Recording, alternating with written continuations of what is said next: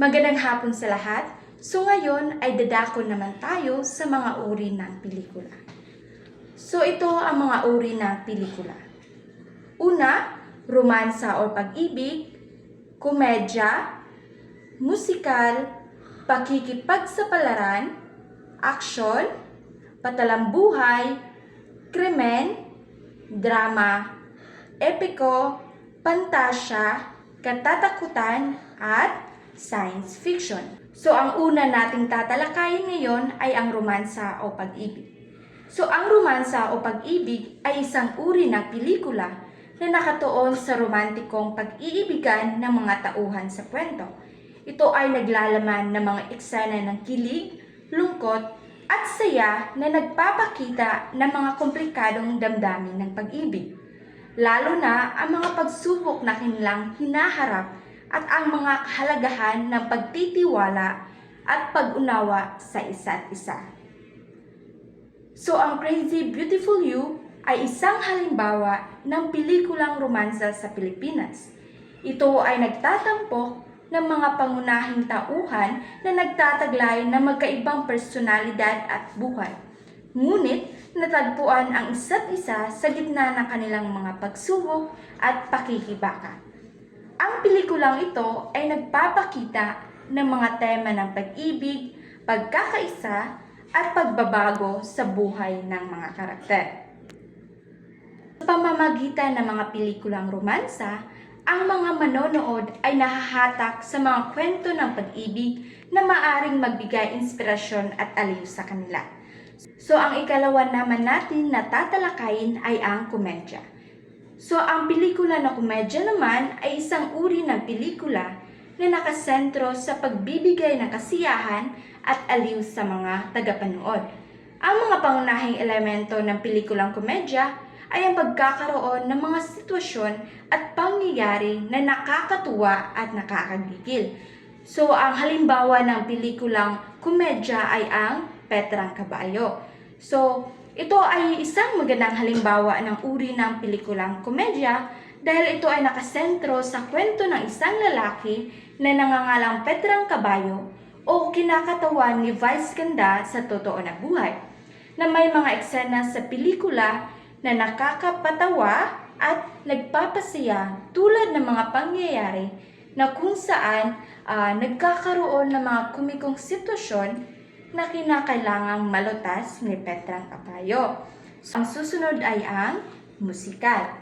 So, ang pelikulang musikal naman ay isang uri ng pelikula na kung saan ang mga tauhan ay nagsisiawit o nagsasayawan upang ipahayag ang kanilang mga damdamin, emosyon at mensahe. Sa halimbawa ng pelikulang musikal ay ang Bidu-Bidu. Ito ay isang magandang halimbawa sapagkat ang mga tauhan ay madalas na nagsisiawit at nagsasayawan upang ipahayag ang kanilang mga damdamin at emosyon. So, isa sa halimbawa ng eksena na kung saan ang mga tauhan ay nagsisiawit at nagsasayawan upang ipakita ang kanilang kasiyahan at pagmamahal o kaya'y kalungkutan. So, ang susunod naman ay ang pakikipagsapalaran. So, ito ay isang uri ng pelikula na nakasentro sa mga kwento na nagaganap sa iba't ibang lugar at tumatalakay sa mga tao o lugar na kaugnay sa mga pangyayari. So, ito ay karaniwang nagpapakita ng mga karanasan at pagsubok na kinakaharap ng mga pangunahing tauhan habang sila ay nagtatangkang makamit ang kanilang mga layunin o makatakas mula sa mga hamon na kanilang kinahaharap. So, halimbawa ng pelikulang pakikipagsapalaran ay ang Pintuko. So, ito ay nakasentro sa kwento ng isang grupo ng mga tao na nagsasagawa ng isang misyon sa iba't ibang lugar na kinakailangang harapin ng iba't ibang hamon at pagsubok upang makamit ang kanilang mga layunin. So, ang mga tauhan sa pelikulang ito ay kinakailangan maglakbay sa iba't ibang lugar at makipag-ugnayan sa iba't ibang tao upang matugunan ang mga hamon na kanilang kinahaharap. So, ang susunod ay ang aksyon. So, sa pelikulang ito ay nakatuon sa mga bakbakang pisikal na maaring batay sa tunay na tao o pangyayari, o kaya naman kathang-isip lamang. Ang mga pelikulang ito ay karaniwang nagpapakita ng mga eksena ng pagtatagisan, paglalaban, at iba pang mga pisikal na pakikipagsapalaran ng mga pangunahing tauhan.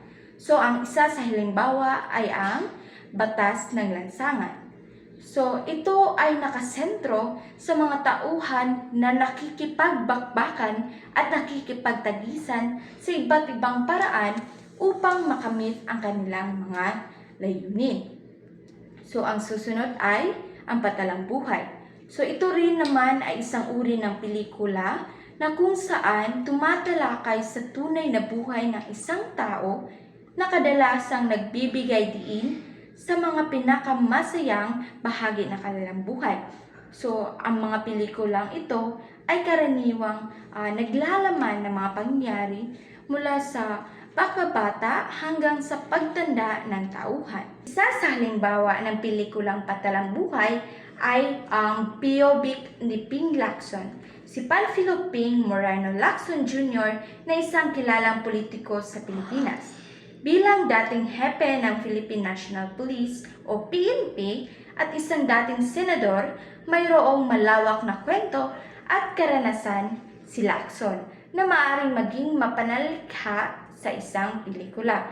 So, ang pelikulang Patalang Buhay tungkol kay Ping Lacson ay naglakbay mula sa kanyang kabataan, kanyang paglilingkod sa kapulisan at mga kaganapan sa kanyang karera sa politika.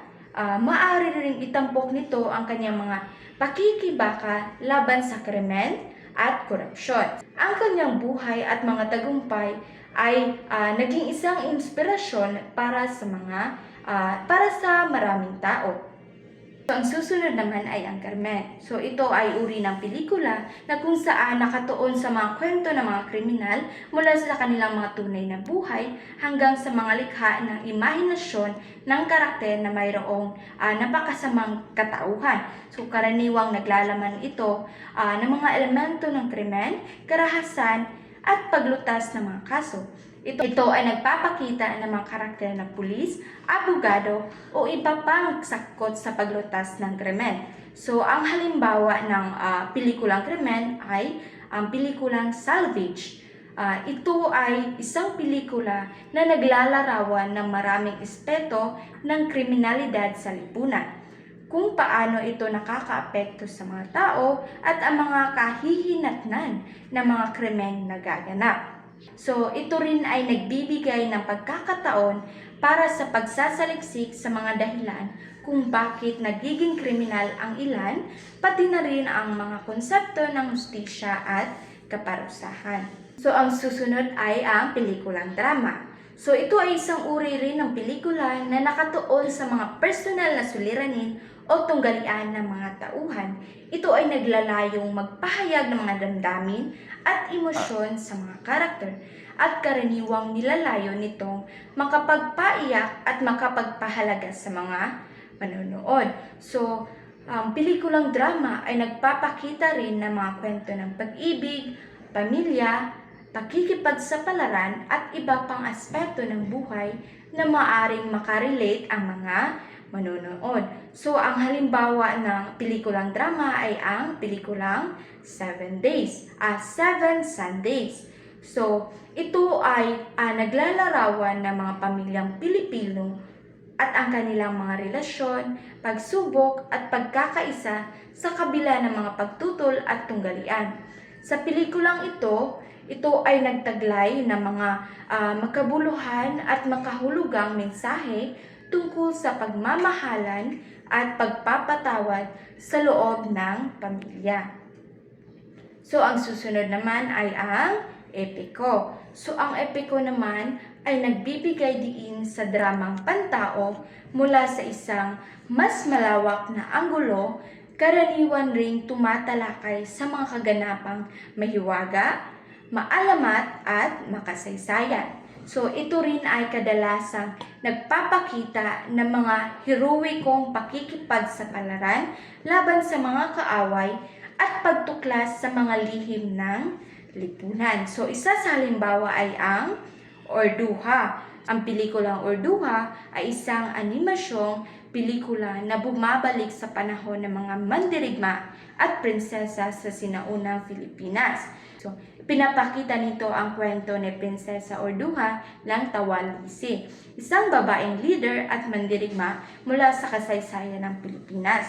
So, sa pamamagitan ng mga pelikulang epiko tulad ng Orduha, ang mga manonood ay nahihikayat na tuklasin ang kanilang mga pinagmulan at makibahagi sa mga makasaysayang kwento ng bayanihan at kagitingan. So, ang susunod naman ay ang pantasya. So, ang pantasya naman ay nagdadala sa manonood sa isang mundong likha ng imahinasyon, kung saan ang mga elemento ng kagila-gilalas na mga pangyayari at mga karakter na hindi totoo ay naghahari. So, ito ay maaring naglalaman ng mga prinsipe at prinsesa at mga kwentong bayan o ang mga elemento ng siyansa na hango sa imahinasyon. So, ang halimbawa ng pelikulang pantasya ay ang Enteng Camisote. So, ito ay bahagi ng isang serye ng mga pelikula na nagtatampo kay Enteng Camisote, isang karakter na likha ng imahinasyon na mayroong mga kapangyarihan at kakaibang pakikipagsapalaran. Ang susunod naman ay ang katatakutan. So, ang katatakutan ay isang uri ng pelikula na naglalayong takutin o sindakin ang mga manonood sa pamamagitan ng mga elemento ng horror tulad ng multo, bangkay o kakaibang nilalang. Ito rin ay karaniwang naglalaman ng mga eksena ng tensyon, karahasan at takot upang magdulot ng kaba at takot sa manonood. So, ang halimbawa ng pelikulang katatakutan ay ang Shake, Rattle, and Roll. So, ito ay isang halimbawa ng pelikulang katatakutan sa Pilipinas. Ito ay isang serye ng mga pelikula na binubuo ng 3 magkakaibang kwento ng kababalaghan. So, ang bawat kwento ay nagtatampok ng mga elementong supernatural at nagpapakita rin ng mga tagpo na nagdudulot ng takot at kaba sa mga manonood. So, ang panghuli ay ang science fiction. So, ito ay ang uri ng pelikula na naglalaman ng mga elemento na hindi patanggap ng kasalukuyang agham o teknolohiya, tulad ng mga aliens, kakaibang teknolohiya o paglalakbay sa ibang panahon o dimension. So, sa mga pelikulang science fiction, ito ay karaniwang ipinapakita ang mga konsepto at teknolohiya na hindi pa umiiral sa kasalukuyan, ngunit posibleng mangyari sa hinaharap o sa ibang mga lugar sa universo. So, ang halimbawa ng science fiction ay ang pelikulang Cookie. So, ito ay nagtatampok ng isang karakter na galing sa ibang planeta na bumaba sa lupa at nakikipagsalamuha sa mga tao. So, ang kwento ay naglalaman ng mga elemento ng kakaibang teknolohiya at kakaibang nilalang. So, ito ay nagpapalaganap ng kakaibang karanasan sa mga manonood. So, sa pamamagitan ng pelikulang science fiction, ang mga manonood ay nahahatak sa mga kwento ng paglalakbay sa ibang mundo at pagtuklas ng mga bagong konsepto at posibilidad. Maliban sa nabanggit ko na mga uri ng pelikula, may iba pang uri ng pelikula na tatalakayin naman natin ngayon. Ito ay ang indie film, teleserye at documentary film. So, ang una nating tatalakayin ay ang indie film. So, ang indie film ay isang pelikulang gawa ng mga independent na mga filmmaker na ibig sabihin mga tao na hindi kabilang sa malalaking kumpanya ng produksyon. Karaniwan, ito ay mga proyekto na pinunduhan ng mga independent na producer o kaya ay sariling kita ng mga filmmaker. So ito rin ay nagbibigay ng kalayaan sa mga direktor at filmmakers na magpamalas na kanilang likha at mensahe na walang kailangang sundin na istriktong formula or direktiba mula sa isang major film studio. So, ang halimbawa ng indie film ay ang Katay. So, ito ay isang halimbawa ng indie film dahil ito ay isang nagpapakita ng isang elemento ng mga suliranin sa lipunan tulad ng karahasan o kahirapan at nagpapakita rin ng mga isyu ng hindi madaling pag-usapan sa pang-araw-araw na buhay.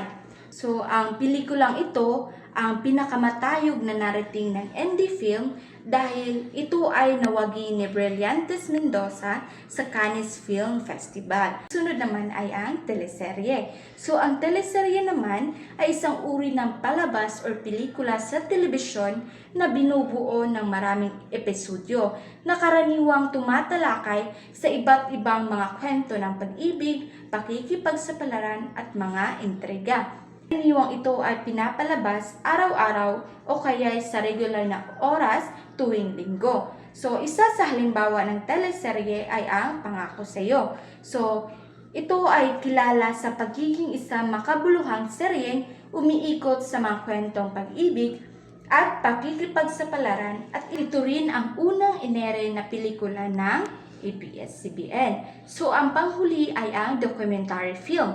So, ang documentary film ay isang uri rin ng pelikula na nag-uulat ng totoong mga pangyayari, impormasyon at mga kwento na may kaugnay sa kasaysayan, politika o lipunan. Ito ay karaniwang layuning magbigay liwanag sa mga manonood hinggil sa mga isyu at pangyayari sa mundo sa pamamagitan ng tunay na mga pangyayari at pananaw. So, ang halimbawa ng documentary film ay ang Kawayang Pangarap. So, ito ay isang pelikulang naglalaman ng mga totoong kwento at karanasan ng mga taong nagsusumikap at lumalaban para sa kanilang mga pangarap. So, sa pamamagitan ng pagsusuri ng mga kwento ng mga taong nakikipaglaban sa kahirapan at mga hamon sa buhay, naglalayon itong magbigay inspirasyon at magmulat ng kamalayan sa mga isyu ng kahirapan at pag-asa sa lipunan. So ito rin ay naglalaman ng mga tunay na kwento at pagsisikap ng mga tao na nagbibigay ng pagkakataon sa mga manonood na magkaroon ng mas malalim na pag-unawa sa kanilang mga karanasan at sitwasyon sa buhay.